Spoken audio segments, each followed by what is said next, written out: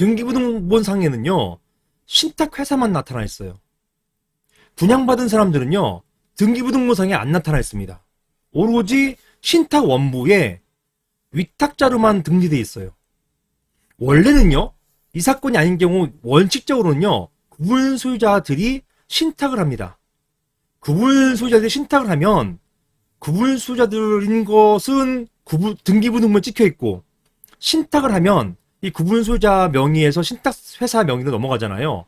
그리고 이 신탁회사의 신탁 명부에 위탁자 이름으로 구분 소유자 이름이 들어가 있어요.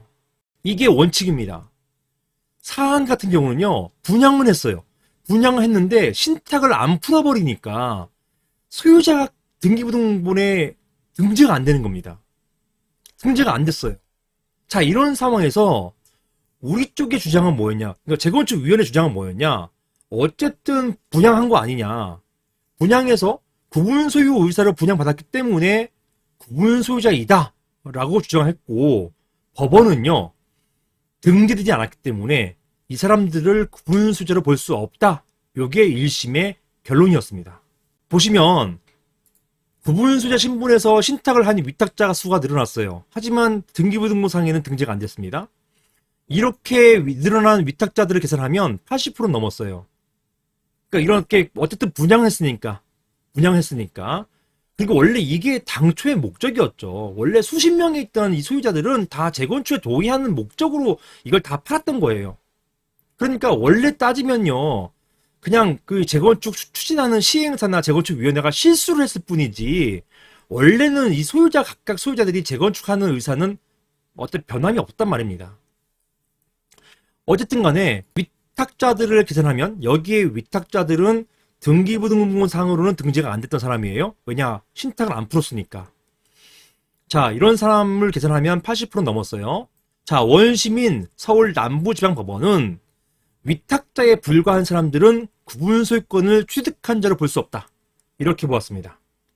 이렇게 보고 이러한 위탁자를 제외하면 구분 소유자 수에서 80%에 이르지 못해서 당연하겠죠. 결국 50%밖에는 안 되는 거죠. 결국 정족수 부족으로 재건축 결의는 무효라고 보았어요. 자, 이런 상태에서 제가 관여를 합니다. 이때 이제 법원에서는 결국 재건축 결의 효력정지 가처분은 인용됐던 사안이죠. 자, 여기에 대해서 재건축위원회는 가처분 이의를 거쳐 제가 이제 여기에서 어떻게 하겠냐, 우리 1심 판결을 존중하자. 2심 판결이 잘못됐다고 싸우지 마자. 다투는 게 의미가 없다. 이런 재건축 사건에서는 법원 스피디가 중요하기 때문에 뭘 다퉈가지고 대법원까지 올라와서 법률 만들어가지고 뭘 하는 것, 이건 하면 안 돼요. 빨리 법원의 취지에 따라가지고 맞춰가지고 다음 단계를 넘어가는 게 중요하거든요. 그래서 제가 재건축위원회에 먼저 소송은 일단은 가자. 가처분 이의를 거치자. 가처분 이의에서 이제 한 번 더 이 말씀을 드려보고, 그러니까 가처분 이의는 동일한 재판부에서 또 판단하잖아요. 이런 말을 했습니다. 재판장님, 집합건물 실무와 판례에서 구분 소유권이 등재되지 않은 경우, 특히 이제 수분양자인 경우에 이런 수분양자도 과연 집회의 의결권을 인정한 사례들이 있습니다. 따라서 지금 해당 사안 같은 경우도 구분 소유권을 취득하지는 못했지만, 즉 등재되지는 못했지만, 등기부등본상 등재되지는 못했지만, 그럼에도 불구하고 구분 소유 의사가 있기 때문에 수분양자에게 의결권을 인정하듯이 이런 위탁자에게도 의결권을 인정해 주십시오라는 취지 주장을 했지만 일단 받아들여지진 않았어요. 그래서 결국 항고심으로 갔습니다. 이때 저희가 다투긴 하지만 가처분 이의를 하고 항고하지만 그 사이에 가만히 있었던 게 아니라 우리 1심 취지는 존중을 해서 어떻게 하느냐, 결국은 다시 신탁을 풀고 그 위탁자들을 전부 다 소유권자로 등재를 시키자라는 것으로 진행을 했던 것입니다. 이게 쉽지는 않아요. 신탁을 풀고 하는 거 이거 되게 어렵거든요. 신탁사에서 신탁 안 풀어줍니다. 왜냐?